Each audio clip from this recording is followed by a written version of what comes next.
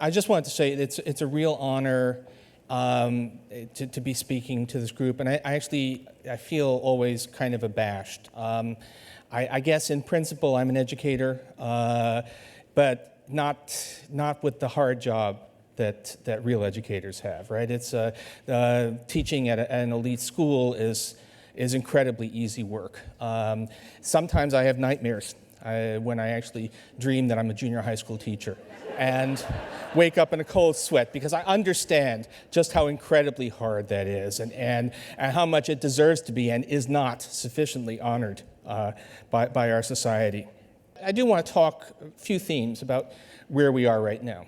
Obviously, certainly I spend most of my time now worrying about this incredible economic mess we've gotten into. I almost actually feel that's the wrong word. It's a mess, certainly. It's a snafu. It's a screw up, but it's one that has enormous human consequences.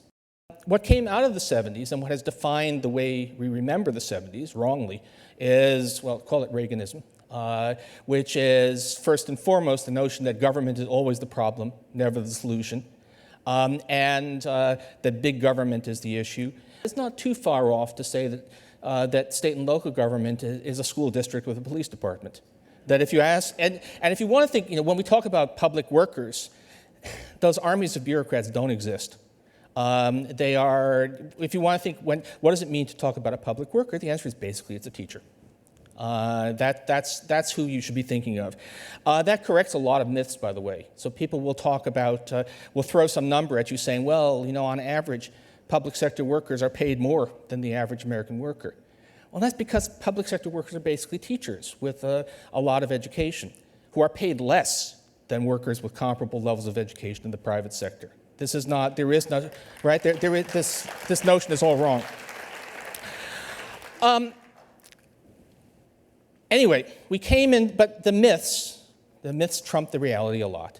And politically, we had a sharp swing, and we still are living in this mythical realm where too big government and overpaid workers are the core of the problem.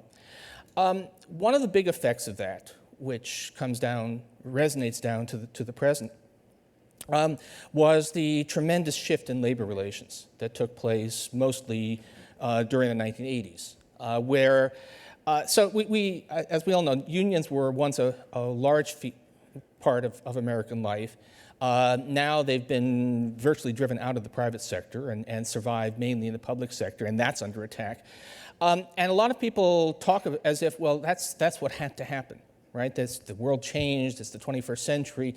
People who say that we can't have effective collective bargaining, we can't have organizations representing workers and compete in the world economy should look around a bit. One of the funnier things has been the way that a number of American conservatives have discovered that they love Germany.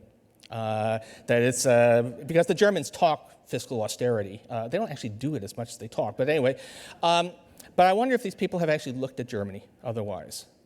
Looked at a welfare state, a system of social insurance that's beyond the wildest dreams of American progressives, and a workforce that is more than twice as unionized as our workforce, which somehow doesn't stop the Germans from competing very effectively in the world economy. I've been seeing lately people talking about Sweden. Suddenly, I've been seeing articles saying Sweden is the star of this recovery. It's not actually all that good, but it's certainly doing a lot better than we are, with 78% of its workers unionized. Think about that. So all of this was a mythology that was sold to us, and unfortunately continues to shape the way we discuss things, the way we react.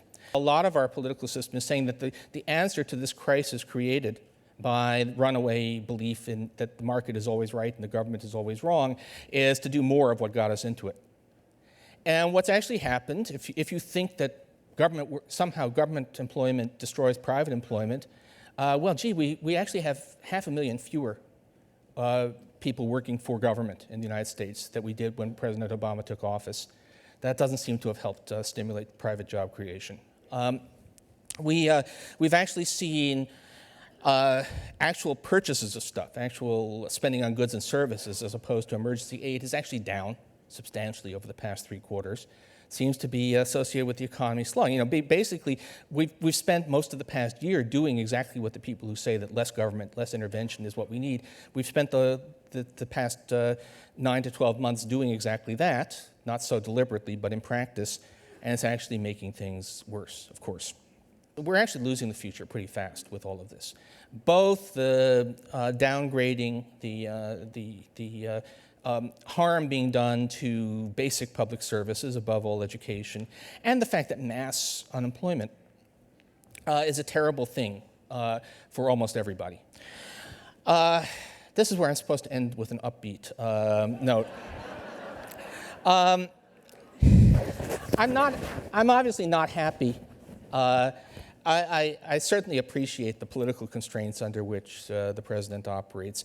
I do wish he would not so often actually echo the talking points of the other side.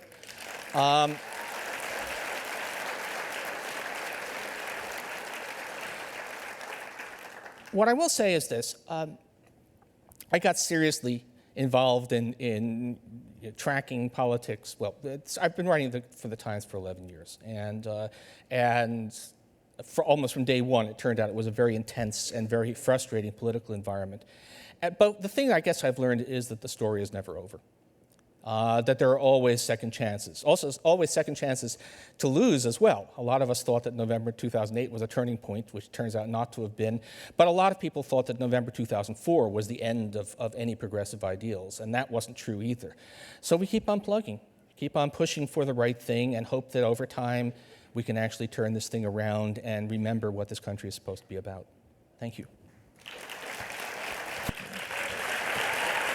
We will be sitting over there, and we will be viewing your questions and comments throughout the session, and we'll be selecting some of them to be answered. How can we bring back the middle class if labor is being consistently attacked and undermined? Yeah, well, you can't. I mean, you ask about what does it take. This actually, I'm going to give up. I'm sorry, that was from Saya, and it just says Saya Cheech. There she is. There we go. So, I'm actually going to give a probably too long, too wonky answer. Among progressive economists, there's a kind of long-standing debate, people who share the same goals, about can you have basically a let capitalism rip economy and then fix it all through aftermarket? So is it enough to have universal health care and a good social safety net and all of that? And certainly those are things we really need to have and that we don't have enough of in this country. So we really do want to have those things, but is that enough? Or do you have to have something more? And I've become, when I started really working on inequality issues, which is about 10 years ago, it became increasingly clear that's not enough. You have to have, particularly you have to have organized labor. And you have to have organized labor for 2 reasons. One is that it does significantly, the history is that having a significant part of the workforce able to bargain collectively does mean higher wages for lower and middle income workers. It does, and not just for those who are in the unions, but for those who sort of benefit from the umbrella that they spread. And also because it provides a political counterweight, which is part of what Randy read from a column, that without some effective group that can counter the power of big money in politics, you don't manage to sustain a decent safety net. So the answer is no. We need to get back to the kind of middle class society we once were, and we're becoming less and less of. We need to do the same things that built this middle class, which was what happened in the 30s and 40s when we got ourselves a representation of labor in the process, and we got ourselves also the birth of the safety net. I mean, there's a reason a lot of us hark back to FDR, because that was the way you do it, and it's still the way you do it, and even in the 21st century. This is from Alex in New York City. Is Alex here? There he is. Stand up. Hi there. You don't want to stand up? All right. Okay, Alex doesn't want to stand up. Someone who's shy from New York City. Yeah. Can you speak about how the emphasis on testing and the narrowing of the curriculum at the expense of the arts, science, and the humanities can affect our national economy and our place globally? I think what's happening is that people want to run education like a business, and so they want, you can't quite, you can't quite turn every classroom into a profit center, but you start looking for these, measurable metrics, and we're going to try and do it. And it doesn't work that way. And actually, by and large, it doesn't work that way very well even in business, but it doesn't, certainly doesn't work for education.